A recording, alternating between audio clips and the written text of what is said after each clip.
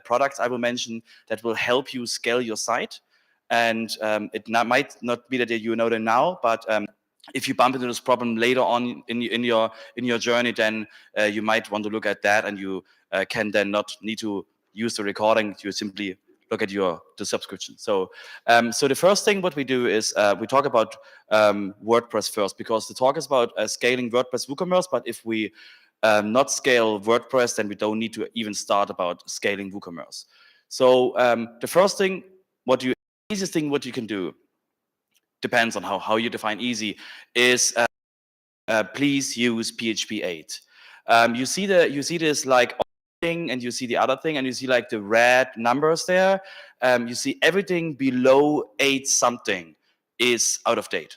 So if you have something like 5.6, please, God forbid, no, please update right immediately, because there's no support anymore for those versions. Even 7, if you have 7.4, you go like, I'm current.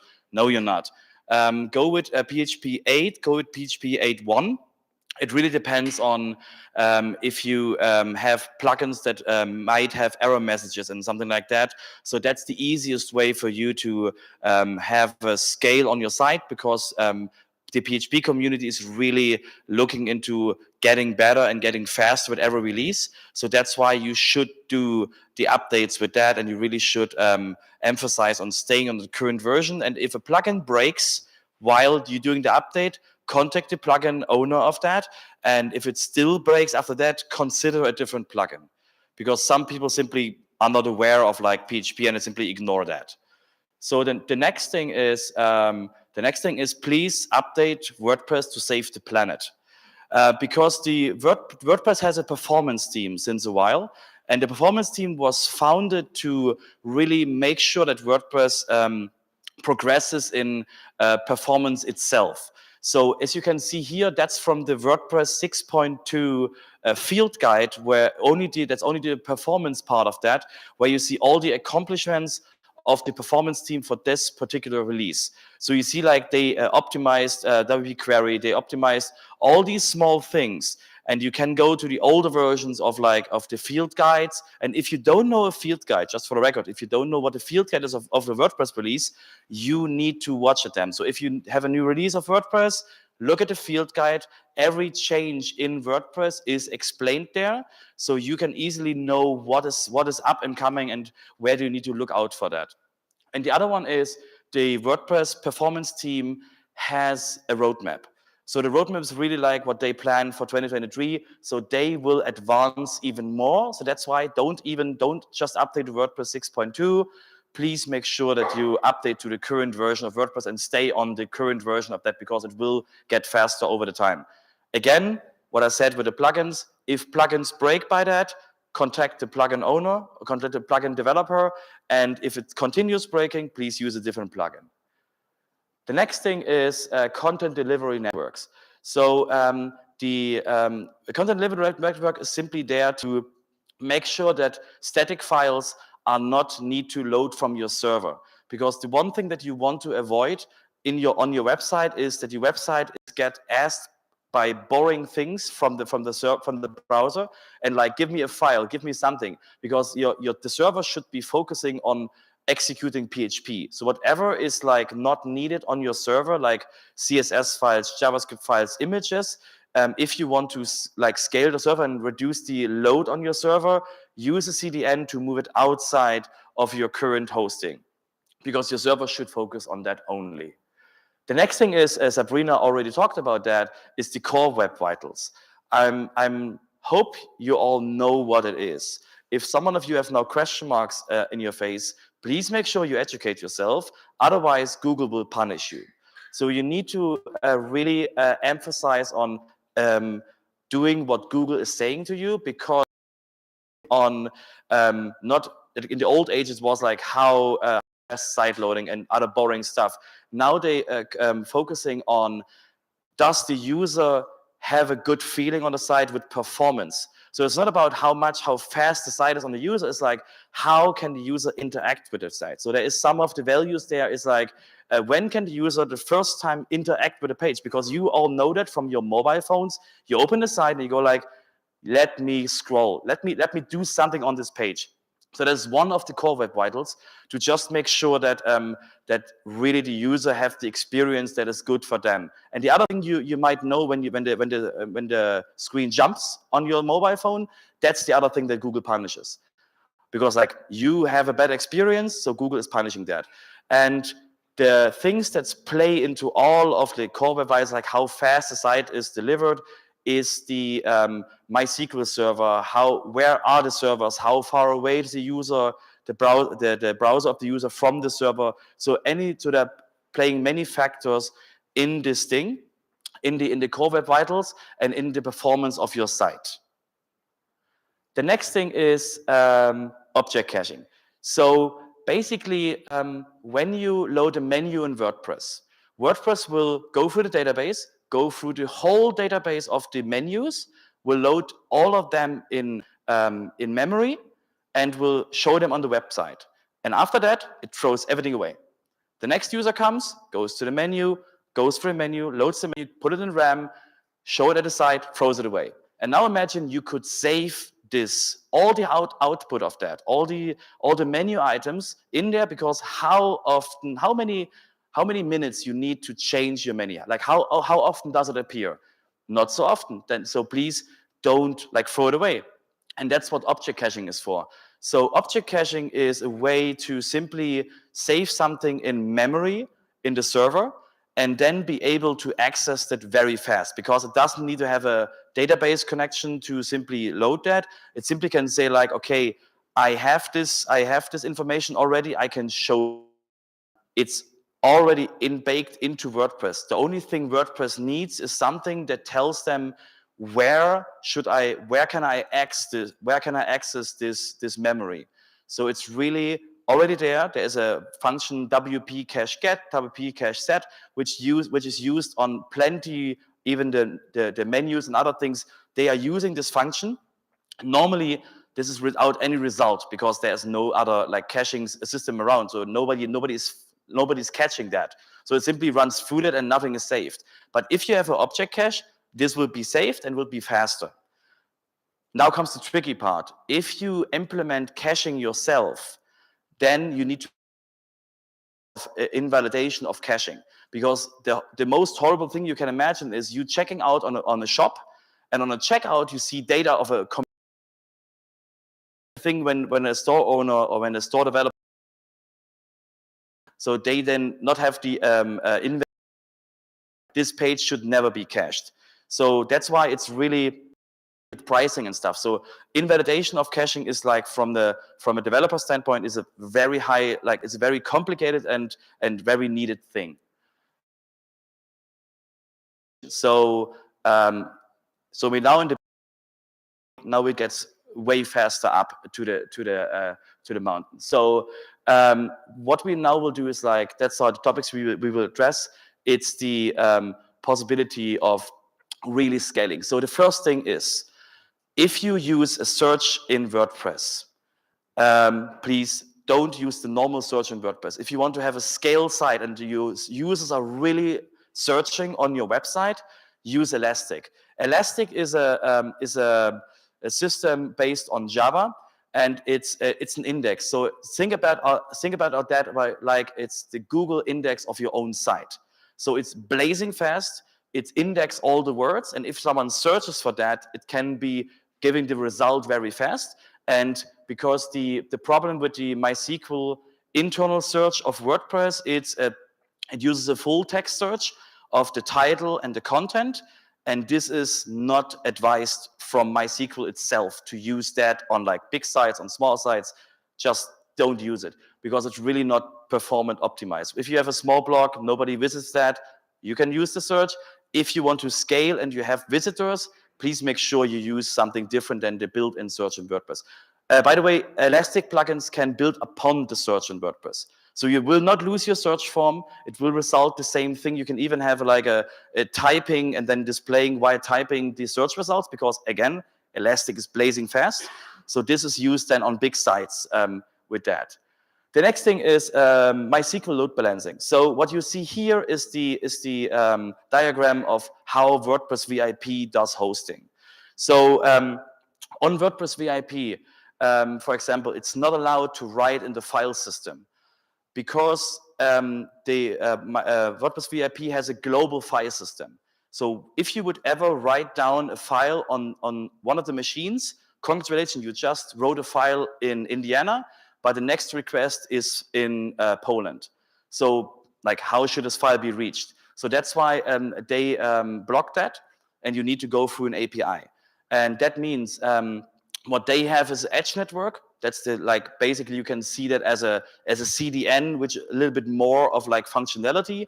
You see there they have like a Redis, they have like backups and all of that combined to really be able to scale almost endlessly and be able to really have all the things in there. So Elastic is also part of the VIP network.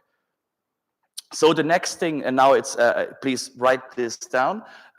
This is a tool, if you ever like debug the site and you were like, why is this slow? There is plugins like debug queries. There's plugins that do everything like to help you find the way why something is slow. You see, I don't mention any plugins until now in the slides because you don't need plugins for that. So New Relic is a tool that is installed on the server, that is activated and like grabs into MySQL and grabs into PHP. So it grabs into the process. So it knows what exactly is slow. So, and with what exactly, it's really going down all the like functions that are used and like measuring how many milliseconds it took for this function to load. So it's really focusing on, okay, why, who loads that, what is loading this? And so this really, it's an outdated version of the New Relic interface, but you get the gist. It's really about like to slow down and see exactly where is the bottleneck for the whole site. The easier version for local environments, because New Relic is expensive, is Xdebug. So if you have an IDE and you can develop locally on this, Xdebug will kind of do a thing like New Relic, but in a easier way, or like in a cheaper way to say, and will tell you like also what in profiling what exactly needed how long. So it's really good for debugging in your development interface, that you can see how much really you need and how long something was loaded. The problem with that is that it's not on a live environment. So the problem for you is you test your applications on a live environment.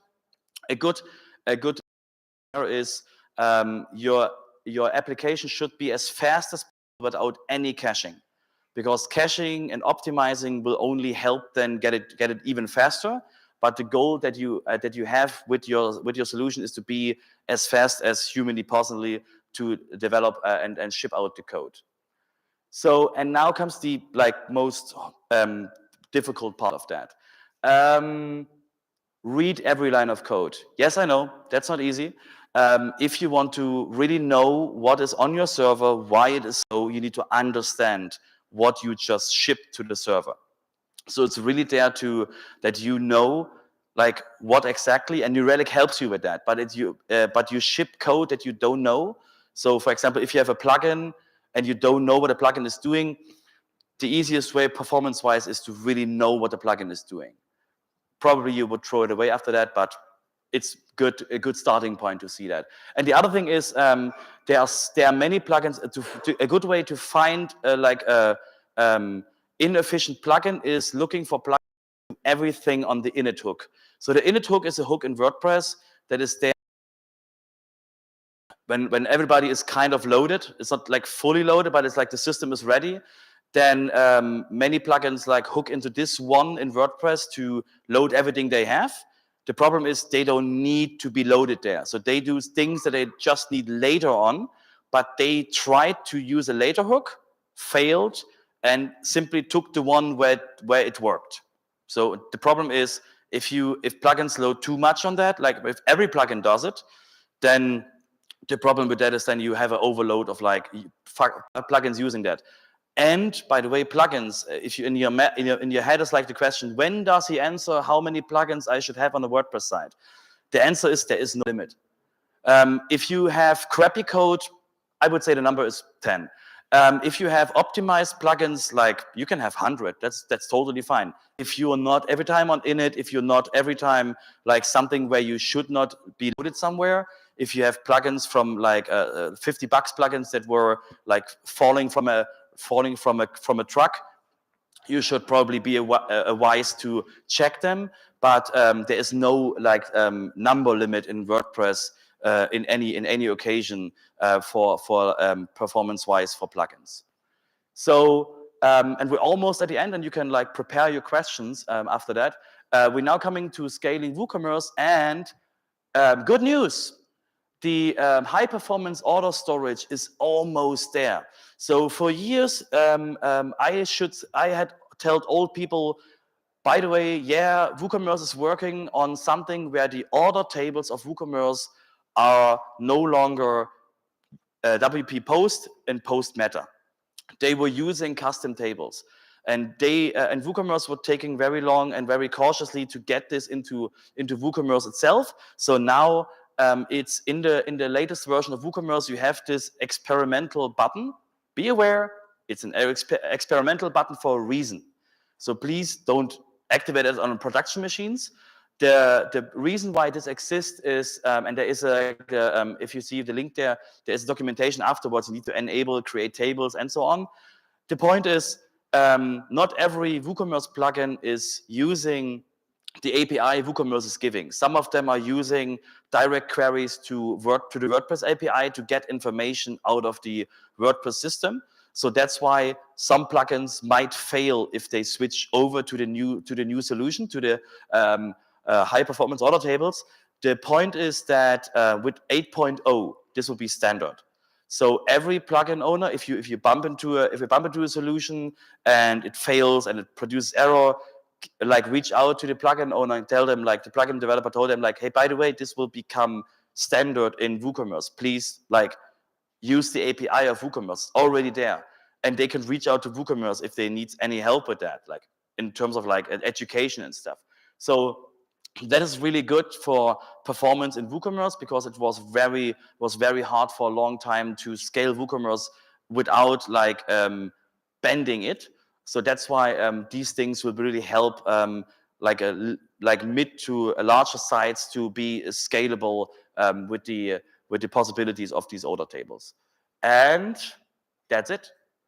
Sorry for this like steep curve. I told you about that. Yes, I talk fast. So we now have more time for questions, if you have any. And first thing, brief. Now brief. Yeah. You mentioned that I think it was the object caching will cause customer checkouts to have virus cross, so you'll see one person's orders on Yes. due to the caching. So to avoid that, is it just to exempt the checkout page from caching itself, or is it something else that needs to be done in order to take advantage of object cache? Yeah, so the question is, because of the mentioning of object caching and checkouts and the problem that data can be there, the question is it the best way to simply get this page out of caching? And I would say the easy answer is yes, because it's most of the information on that, and the thing is how many people see this page and how many people will experience this page. So if you have a happy customer that just bought something, I would say you cannot cache much of that page, because you can cache the user data, but you need to be careful how to determine what user data you can show. So that's why it's a tricky thing. I would advise simply do not cache that. The same with a card. But it's like most caching things. So again, like if you enable that in WordPress, the Redis caching and the other ones, they will not cache the e-commerce stuff, because like nobody with the e-commerce plugin is stupid enough to put that into caching. Because maybe they did once, but they learned. What are your thoughts on headless WordPress and running the front end with like a JavaScript, like a Next.js sort of thing? Yeah. So the question is very easy to answer. How much budget do you have? So the thing is, if you do headless, you're reinventing the wheel. Because you just need to we had this on the Vue sesh. There was someone telling like headless and like all the pain they had while learning that. Because if you have a headless e-commerce solution, for example, the problem is you need to all the failures for the checkout, for example, for the payment. You need to reinvent all the screens there, like all the things that API results to you. You need to be aware of like all the possibilities of screening, what will happen there, to present that again to the user. And you need to redo all templating because you have not a block-based theme. You need to redo that. And so it's headless is a good use case for omni-channel. So if WordPress is one thing you present your stuff out, and you have like a mobile app and you have all these things where your information needs to be transported to, then a headless solution is easier because then it could be like a native solution that also runs on the phone. So, but it's again like for the majority, and we have enterprise clients, and they don't want headless normally because they go like, yeah, I want to save money. I don't want to like have the double amount of money, because if you do headless because of performance, you just saw you don't need to. We have blazing fast sites on WordPress VIP without any headless stuff. It's really about like the what do you need exactly for a result of that. Right here. Presentation, Robert, pretty good. When you have a load balance with multiple servers and you have plugins that saves in the uploads folder, but not like regular media, because for regular media, Delicious Brain has a pretty good offload plugin. What do you use? What solution do you use to share that resource with all the machines? Can you be more specific? Do you have if you have Save like CSV files to the uploads folder, but not in the date month. I don't get the how do you gonna share that resource with multiple servers if you are running multiple machines, right? Like multiple instances. Yeah. So how do I upload to one and then they're gonna share to all the other ones? No? Yeah. So for example, WordPress VIP uses S3. So they simply, if you load a media there, it's got uploaded to S3, and then it can be accessed. So they simply make sure that like you simply need to like, that's the secret source of WordPress VIP. They simply do that, but they use S3 for like all the files that is they are physically need to be somewhere, because like somewhere needs to be everywhere. So they use simply Amazon and other things and their own network of things for that. Hi. Hello. Hi, Sabrina. Hi. The question related to headless, it's about static websites. In which cases would you use static websites for performance, if you would at all? So yeah, the question with static websites is, if you have an Edge server and CDN, you basically have static websites. So you can do a Cloudflare worker if you don't on VIP stuff. So you can simply use that. So there is no, because you need to be very aware of everything in the application if you do a static site, because if there's something dynamic that is simply like then clicked on and does things, then you need to be very aware, and you simply then the user loses some, that like the site owner loses some of the creativity that they have by simply like they need to be, for every step they're doing is like, will this break the static front end?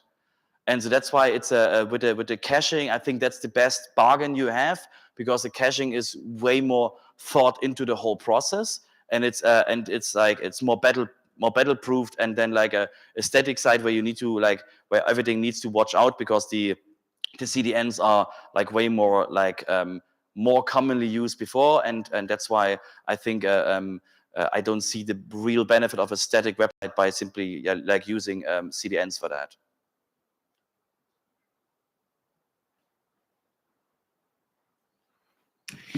So when profiling a site and trying to see where the performance bottlenecks are with plugins, is there a tool that you recommend? I know that you mentioned New Relic and I guess others, but is there another plugin that does that? I know GoDaddy used to have like the P3 plugin for that, but do you have another recommendation there? You just make my case. I mentioned no plugins, because the problem is with a plugin, you add to the performance bottleneck.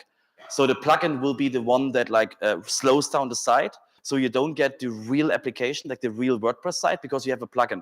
Yes, plugins can help in the debug queries and like other things there, but like from a professional standpoint, it's like use it, like be outside of that and simply analyze the application itself. Okay. Sorry for no easy plugin, one button answer for that. It's the truth.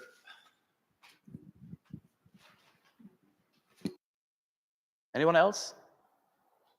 Don't be shy. I don't eat you.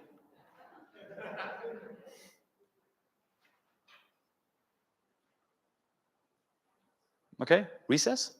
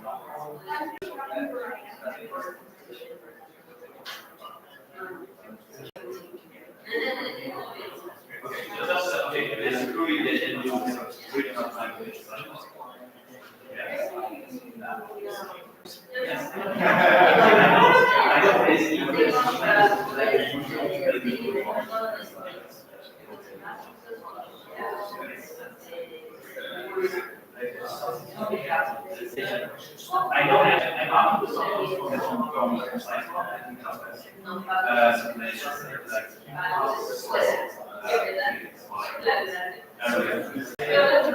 you will be flying, you will fly back on the whole set. What did it have?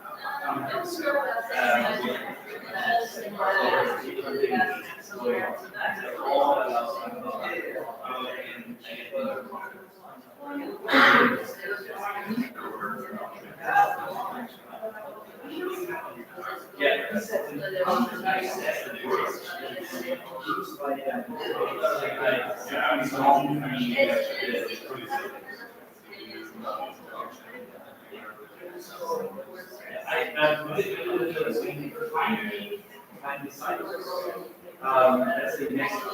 Let's see if then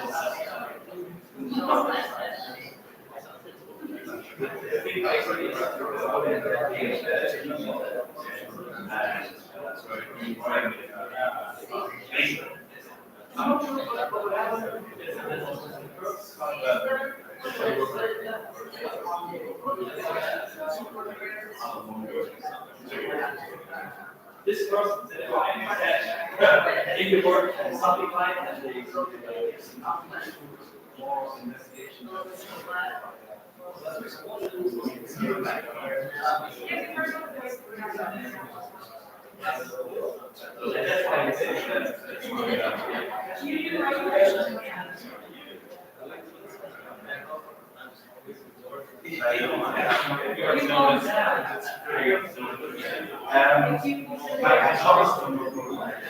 I know.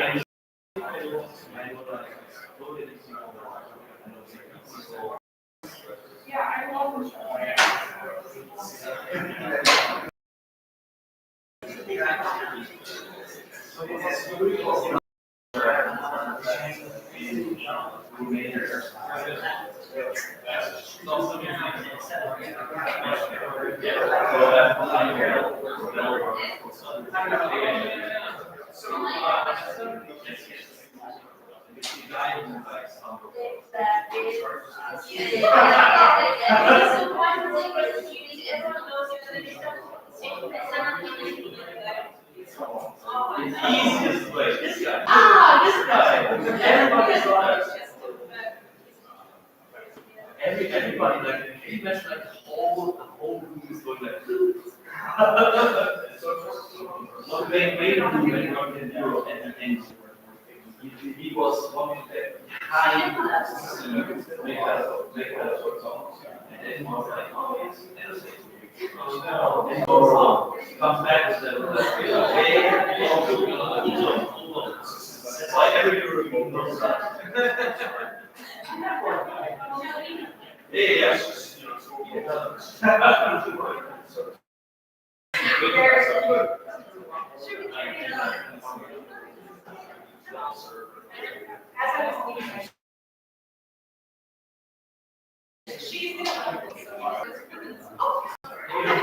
They were so into they love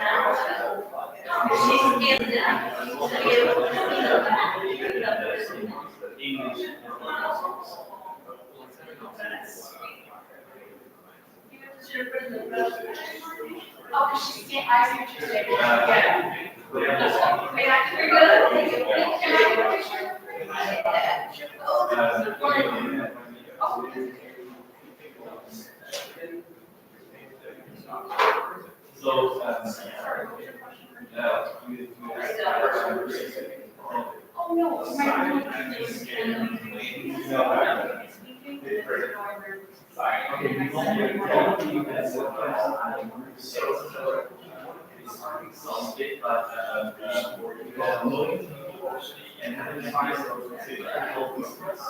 these two people and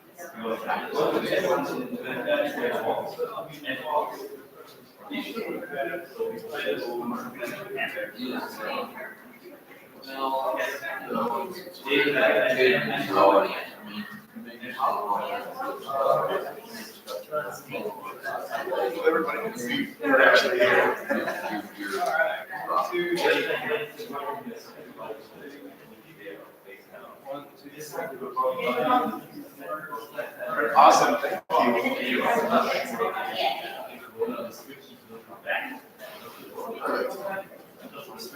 Of course,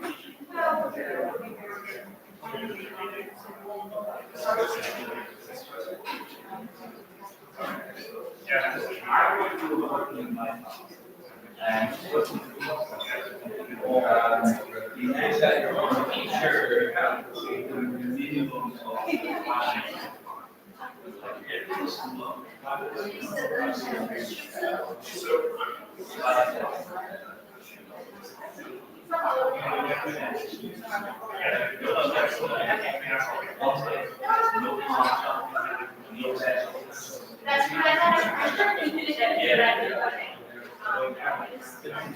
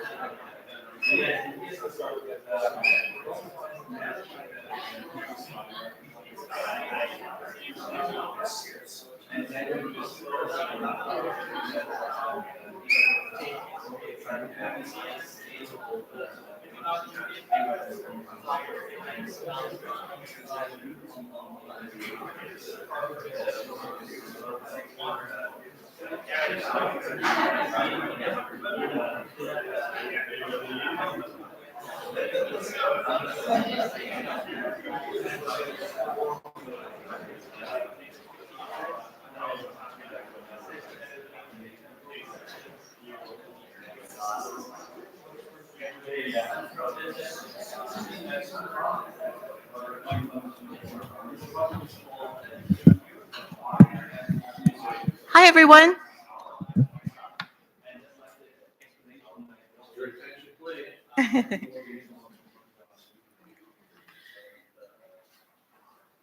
Our final session for the afternoon is Securing Your WordPress Website, Best Practices and Tips for Beginners. And our speaker, Shub Samal, is an information security engineer by profession and a cybersecurity enthusiast. His passion for it comes from the goal to make the internet a safer place for all, which is definitely a great goal. He's a hardcore believer of technology, as he believes if it's used with honest motive, it has the ability to solve most problems of the world. He'd like to bring a difference to the life of the common man by generating employment and wealth in the society through innovative ventures, a noble goal. Here is Shamal.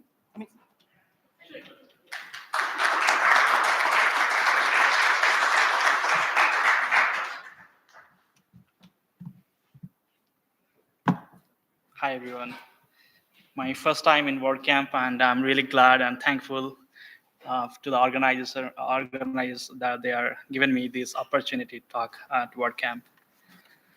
I hope you're all excited about the last session of WordCamp, and that is about WordPress security, best practices, and tips for beginners.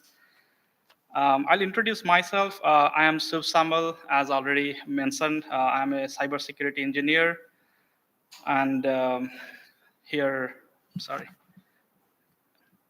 here's some additional introduction about me. I'm a fall 2017 computer science grad from Arizona State University, now working as a senior security engineer in PayPal. I have this life goal to make internet a safe place for everyone. So that is what keeps me driving or moving within cybersecurity. You can visit my bio and my LinkedIn profile. So to make this session more interactive, I will be asking a couple of questions in between, just to keep everyone engaged. So before going deeper into the talk, I will share my story, my journey with WordPress. I have some entrepreneurial goals, so that's why I thought of developing or to learn how to develop websites. No doubt I have background in coding. I'm good at Python programming. So because websites, they are the face of your product, or they can itself be the product. So I explored Python Django and then Python Flask to develop my website.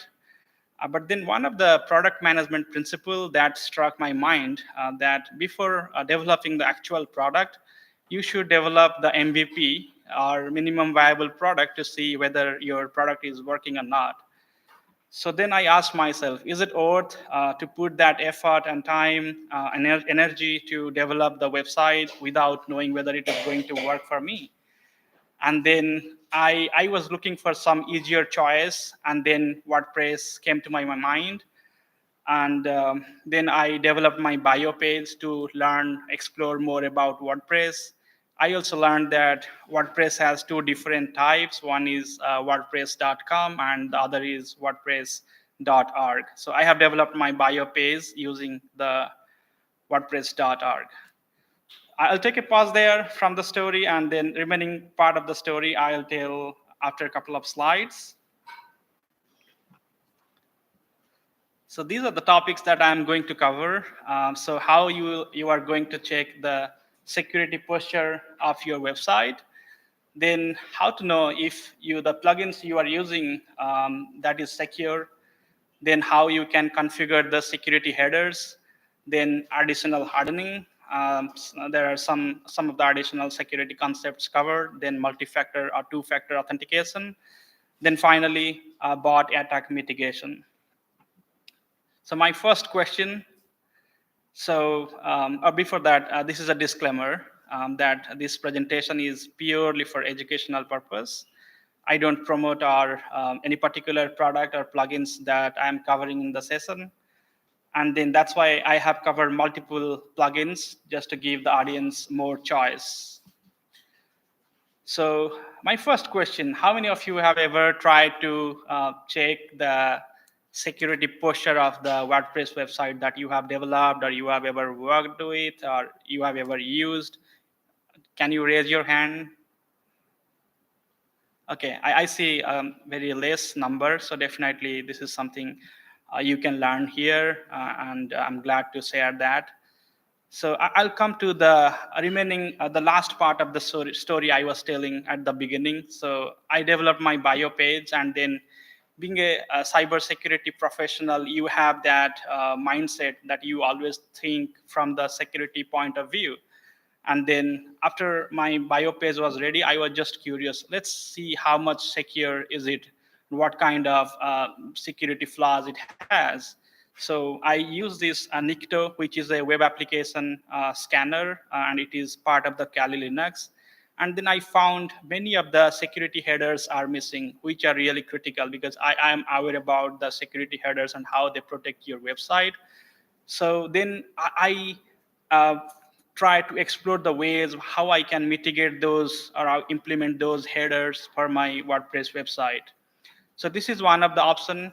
But in case you are not familiar with Kali Linux or Nikto, then you have the easier choice that you can use a like security header web scanner, like a website page. I have given a couple of pages or website names here, but you can also Google and find more. So you can see the result here. I think the worst grade you can possibly receive. And I clearly see some of the important security headers are missing. And I'll be covering in the further slides that what does these headers mean and how they are going to protect your website and how you can configure those. So these are just some description or explanation, but don't worry about how you are going to configure. I'll be covering them again. So I'll just quickly give a brief about each of these headers. So first one, exprem options. This particular header, it prevents cross-domain iframes or clickjacking type of attacks. And then XSS protection, it prevents against cross-site scripting. Then expect city, it's a comparatively newer header, and it prevents misissued certificates. Then X content type options, it prevents MIME type sniffing. So what is MIME type sniffing? So let's say you have the MIME type sniffing is enabled.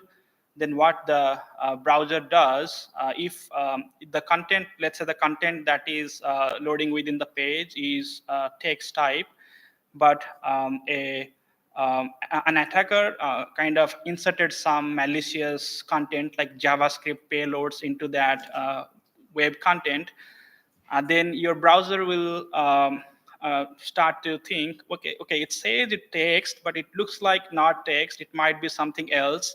So let me do a preview. So it does that by rendering that content. So basically what it does, then it really kind of executes that JavaScript that is hidden within that text, so which is not good. It might lead to some malwares or malicious payloads being executed, and we will cover how we can disable that. Then referrer policy, this is basically, it prevents against cross-site request forgery attack. And you have the values like same origin or strict origin. So how referrer policy works, if you remember or recall, when you are using a website where you have logged in and then you open additional tabs and that login session still continues, and this is the header that helps in that way. But if you configure the correct value, then if it is not your website, that it is your domain name is not in the referrer section, then it won't do that auto login. So it won't pass on those authentication sessions or tokens, whatever. Then the final one, strict transport security. And so this comes into picture. Let's say your website first loads using HTTP, but then it redirects to HTTPS. But in between, there is a chance of a man-in-the-middle attack. So when you have this one configured, it prevents anything that to be served over HTTP. So this is one example. I have given the max age for 1 year, and then an additional variable to include subdomains. So basically, it will protect your website from being served over HTTP for 1 year. So now coming to the part, we know now we know about security headers, and you also know how you can figure out whether your headers are missing. Then the next question, how you can set up the security headers, or how you can configure them. So I have covered two options here. One, you can edit the .htaccess file. So it's a little manual process, little risky. And you can access the .htaccess file on your web hosting platform. Or you can also use some of the WordPress plugins to access that file and edit it. And then the other easier choice, simply use plugins and then just modify the values within the plugins. So you won't be directly touching the .htaccess file. In that way, your plugin will be taking care of it. You will be simply providing some values, some clicks within the plugin. And as I have already mentioned, I don't promote any particular plugin or product. That's why I have given many choices, and I'll try to cover some of those plugins in this presentation. Okay, so we all know plugin gives us power, gives us that comfort, gives us that easy way to implement things. But that is definitely a concern. So how many of you have ever wondered about this particular thing? How, before using a plugin, have you thought whether this plugin is secure? Is it going to do some damage to my website? Yeah, I see. So we have that security mindset. We care about things. We care about security of our website. So that's definitely a good concern. And here are some of the factors you can consider next time before using a plugin. So first thing, you can check for the popularity of that plugin. So more is the rating. It's more popular because more users have used that plugin and they have given that rating, and higher is the rating is better. And then is it compatible with the latest WordPress version? You can check the WordPress version in the your admin dashboard and then update section. And if your version is not up to date, then you have the option to update to the latest version. Then check the developer profile. Is he or she an active developer?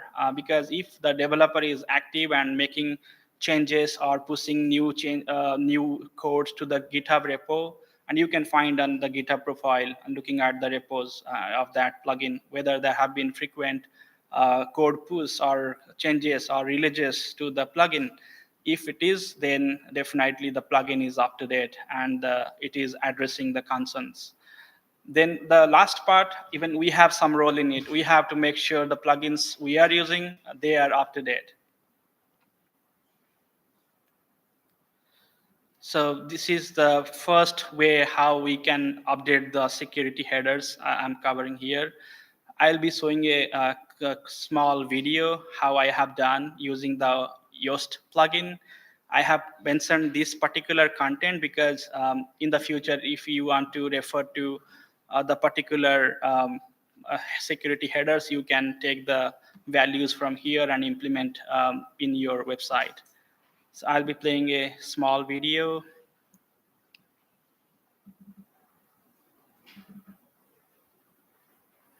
So this is the Yoast plugin, and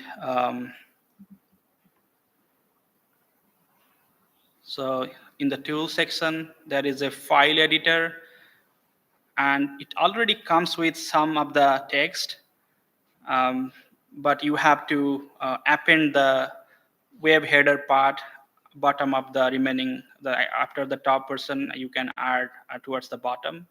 And each section, like you have to start it and end it, and then provide the values in between. Say, let's say in Xframe options, I have given same origin, X content type options, no sniff.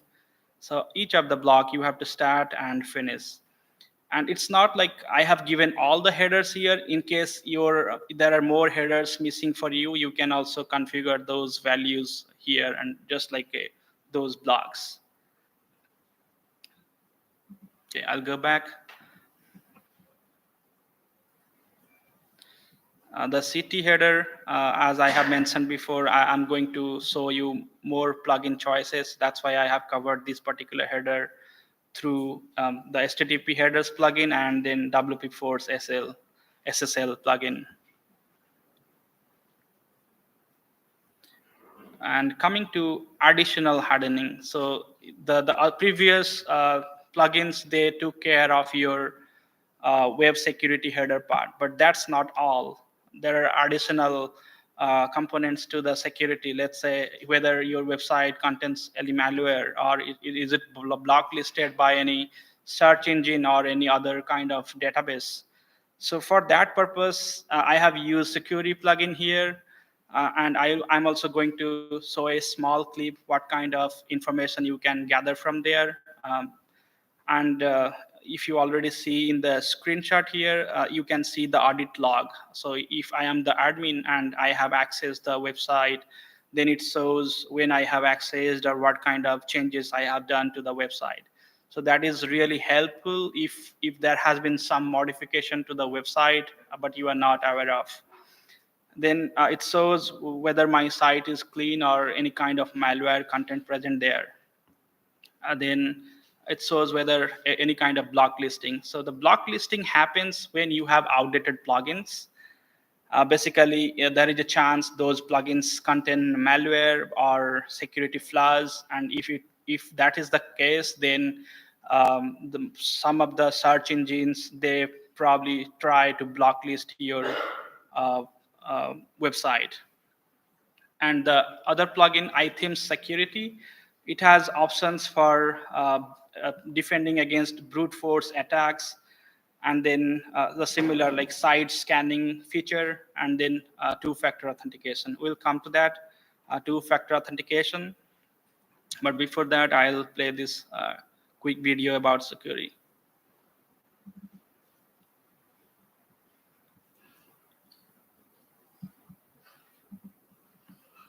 So if you see here, these are my audit logs.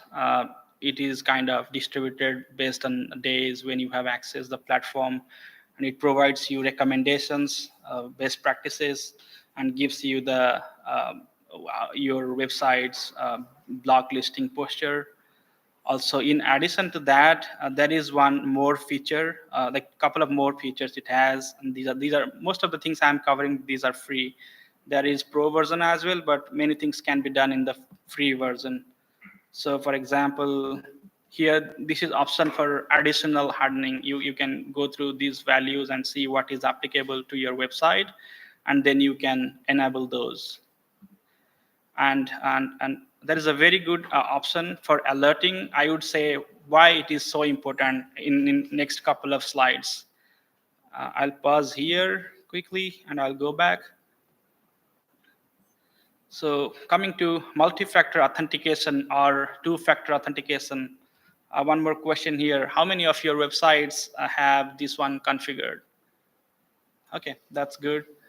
But definitely, there is a very good statistics how much MFA or two-factor authentication can help your website. And once you understand the statistics, I believe more people will be convinced to use it, the MFA or 2FA.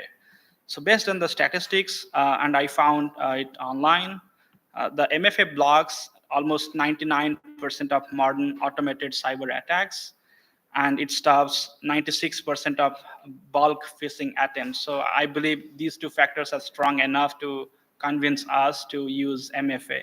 And based on my recent experience, what I have seen in the cybersecurity industry or the security incidents, there has been like compromise. MFA has been compromised because of social engineering.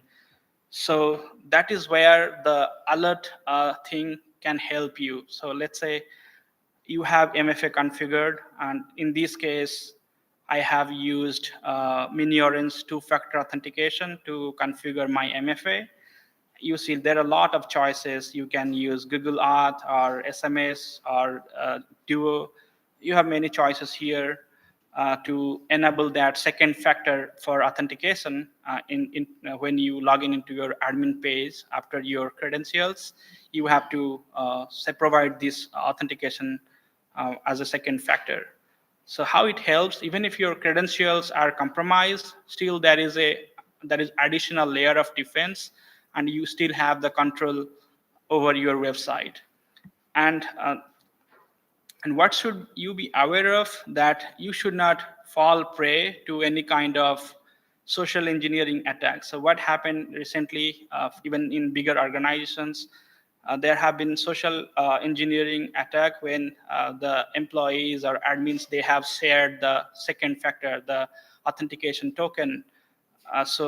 And once you have the alert enabled, then you are aware when you have that there is a like brute force attack. So for example, I have enabled this through the security plugin, and when there is 30 failed logins per hour, then I will get an email that my website being targeted. So I should be aware that if in case somebody tries to reach out to me asking or trick me, kind of sharing that information, the second factor, I should be careful. I should not share the second factor, because if that is compromised, then I don't have control over my website anymore. So I think we have covered this one. And then I'll also quickly show another video how the MFA works for me. So this is my page, then I'm going to the admin page. And you provide your credentials here. And then it comes, the second factor comes into picture, and you have to provide that code or the token here. And then only you will be able to access your admin page.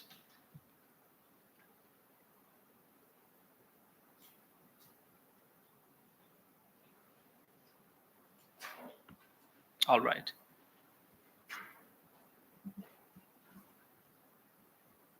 So be careful about social engineering. And I have given a couple of options here for configuring two-factor WP2FA, two-factor authentication plugin, or two-factor authentication plugin. But be careful. Whenever you use a plugin, just check for the rating, check for how often it is being updated, and then pick a plugin accordingly. And configuring is not tough. Once you are inside the plugin, I'm sure you will be able to figure out how to configure. So this is my site status after the update. It's not an A, but B, much better than F though. Still, there are two of the headers are missing: content security policy and then permissions policy. Content security policy is a little complicated. You have to be very careful while setting this up. So while I was setting it up, I messed up my website, so the alignment changed, and then I had to undo that. And permissions policy, it is a newer header, so I didn't have the chance to explore that. But maybe I'll cover either through future talks or through some blog posts. Okay, that's all right. But there is also additional concern. If you are like a e-commerce website, or your website is really important, you want that website to be available 24/7 for your users, you're really worried about the bot attacks. But again, there is somebody to rescue, and that is reverse proxy, our Superman here. So let's first understand how the bots can affect your WordPress website. There are four most common type of bot attacks. Sorry. First one is the spam bot. So basically they come into your website, and in your comment section or any other section where they have the choice to provide some input, they'll be just spamming your website. So how does that affect? If your website page looks weird, it looks like a spam page, everybody is talking nonsense, then the real users or the normal users, when they come in and see this kind of website, they probably try to avoid that, considering any security risk. And then DDoS attack, it's very common in the industry. The bots, they generate huge amount of inflowing traffic to your website, and then try to make that service unavailable through denial of service attack. Ad fraud, maybe they try to kind of tweak those ad clicks, and that affects your revenue generated from advertisement. Content scraping, this is also another common thing. And this is used up to some extent, but if it exceeds certain limit, then it is bad for your website. Because if your website is scraped very often, then there is a chance that SEO will rate your website lower, and that way your website won't appear in the Google search or any kind of search engine, maybe appear in a lower rank, so it won't be visible very conveniently to the end users. Okay, so next, we understood about the bot attacks. Then what we can do here, or how reverse proxy can help us. So before talking about reverse proxy, I will make it clear that you understand proxy. But when we generally mention proxy, it is the forward proxy. And how it works, the forward proxy that lies in between the users, that is us when we are using a browser and trying to access, let's say, www.wordpress.com. Then it lies in between us and the internet, so that it protects our IP address. And if somebody tries to reach out to that IP address or attacks that IP address, then it goes to the proxy, doesn't come to the internal IP address directly. And then in the similar way, the reverse proxy protects the server. So the proxy protects the user or the client, that is the forward proxy, and then the reverse proxy protects the server, or you can say your website.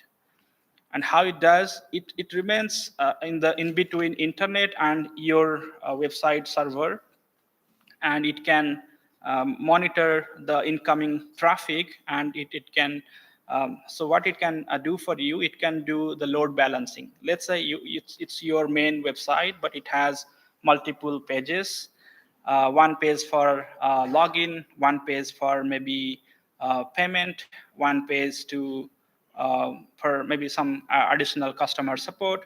So what you can do through load balancing, you can break these pages into multiple servers, and then you can load balance the traffic accordingly. So that will reduce the burden from just one server, and that will increase the availability of your entire website. Also, it helps in terms of caching, that is providing the content quickly, and that increases the performance of your website. Then the last one, maybe not the last one, but at least in this slide, this is the last thing that I am talking about.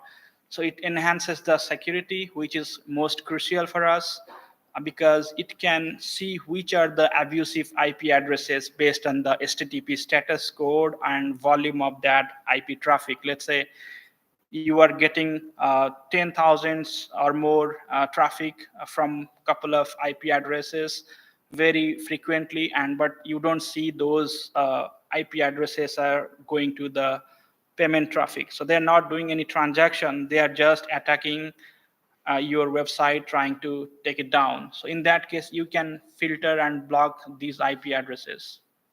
So I just have a static page, and that's why I didn't implement in practical, but in my future talks, or I'm also considering to write a blog how you can implement these reverse proxy on your website. But there are a few plugins definitely you can explore that can give you that comfort of configuring the reverse proxy. For example, I found this plugin by Mini Arrange that boosts site performance with reverse proxy, very useful. Then there is another called W3 Total Cache. And outside of plugin, and these two plugins, either they work independently or sometimes they need Nginx to be configured. So Nginx and HA proxy, they are kind of independent reverse proxy, and they are open source, so you can configure them without any cost. All right, I think that's it. Thank you all. And any questions here? Yes, sir. Is one of these reverse proxies or forward proxies, is that like a firewall that you have to look at? So firewall and proxy. Question, please? I didn't get to it in time. Could you repeat his question, please? I'm sorry, I didn't get to it in time. All right, so I think the question is the difference between firewall, how the reverse proxy or forward proxy is different from firewall, right? So firewall has a different purpose. So the proxy, what it does, it just kind of hides you. So let's say I am standing here and my laptop is here, so and it is covering me up, then I would say my laptop is proxying me, because on the other side you just see my laptop, not me.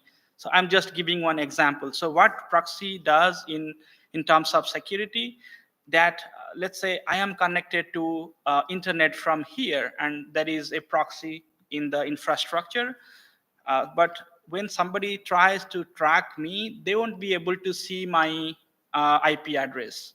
They will see the proxy's IP address. So if something comes back to my IP address, it will first come to proxy, and then proxy can forward it to me. Does that make sense? But firewall has a different concept. So firewall, it is mainly used for kind of filtering out traffic. You can block some ports, block some like protocols, and you can filter the traffic. And that's how proxy and firewall, they are different from each other. But right now, I think there are some advanced tools. They kind of come together. They try to bring those features on one platform, but there is a technical difference between proxy and firewall. A follow-up. I have blocked countries from getting or reading my website. Is that kind of like a firewall too? You can block countries? You want to block countries? I did because there's a lot of bad actors Mhm. in certain countries, and they Mhm. go down and expose which countries are doing that kind of nasty malware stuff. So I can block China, All right. Mongolia. Mhm. So it depends. Okay, I got your question. So you want to try, you want to block certain countries from coming into your infrastructure. Mhm. So there are a couple of catch there. Even if you block a country, because nowadays there are VPN or Tor routing. So even if they are actually from a country, but they appear to be from another country. So that is one factor probably that makes your implementation not to work. But if you try to analyze individual IP addresses, also nowadays there is one advanced identifier called JA3 that is like a hash of your um, the browser you are using, or the handshaking protocols, or the SSL protocol your user agent is using. So everything is taken into consideration, and the JA3 hash is created, which is unique for my device and if I'm using the same browser. And those two factors, like IP addresses and JA3, you can consider to analyze those. IP address is visible in all traffic, but JA3 may not be visible in all traffic. For JA3 to become visible, you need certain type of devices. It and depends upon what kind of tools or devices they support JA3. For example, some CDNs, they support JA3. You can see the JA3 traffic when your traffic flows through that CDN. But IP address is definitely something you can try to block for that traffic, because it is visible. Even you have a like Wireshark or something that can interpret that IP addresses, and even the other proxy tools, they can see that IP address, and you can write some rules to block that source IP. Just a follow up on that. What is were those three letters that you were saying, JSP or JA3. JA3? Yeah. Okay, thank you. How often do you recommend we change our password? Oops. How often should we change our password? In organization, we follow like 90 days policy. Maybe in real life also, we can follow that principle. Where are your slides? Are they on the website? That's a good question. What I'm going to do, if there is one option for the organization, either to share that slide with you, otherwise what I can do, I'll simply upload that slide into my bio page, and you can visit there and download it.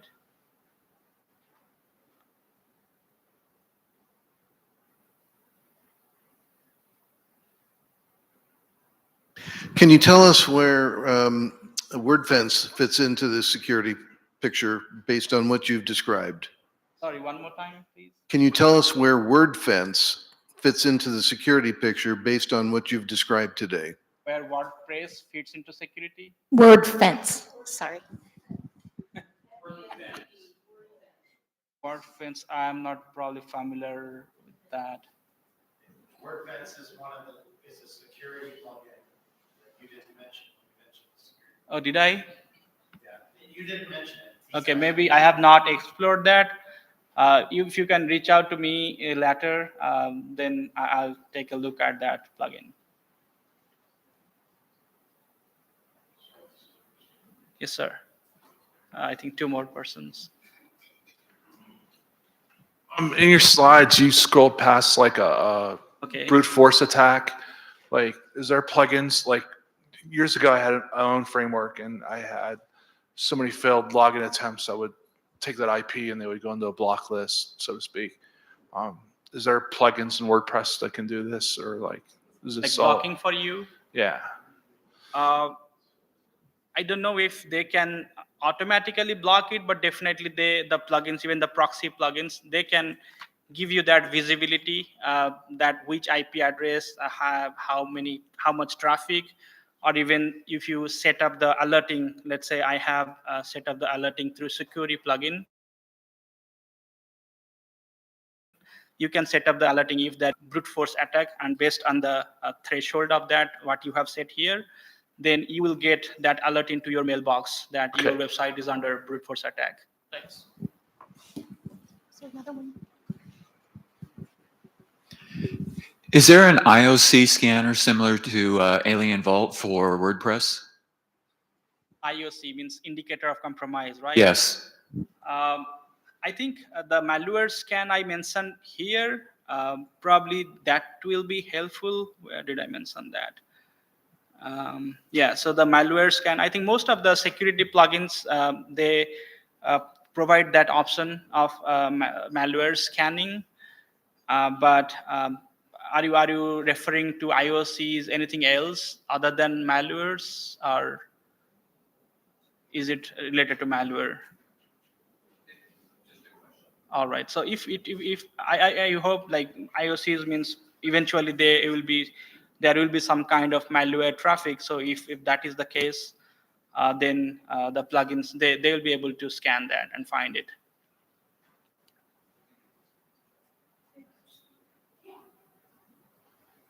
So there was a concern brought up about brute force attack with the admin login. A great way to not have to be concerned about that at all is just to outright block access to that entirely. So instead of implementing a plugin that can help you block certain attempts after a certain number, just outright blocking access entirely is, in my opinion, one of the best ways. So you can use a service that can write like a firewall rule or get something to essentially block any IP to the admin login, except for developers, editors, things like that.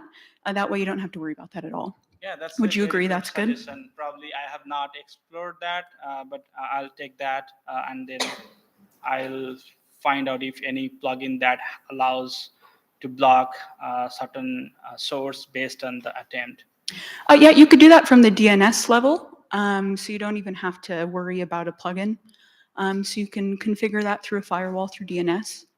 All right, but it depends if based on what kind of user it is. If it is like just single person, or versus if it is an enterprise. So I know enterprise they manage firewall, but maybe if it's a single person, there is a chance they don't have that firewall configured. But again, there should be options for firewall plugins as well.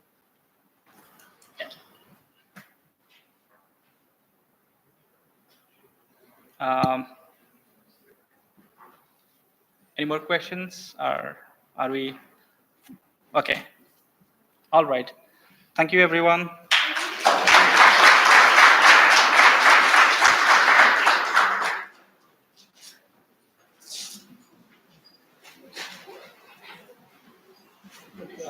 Thank you, sir.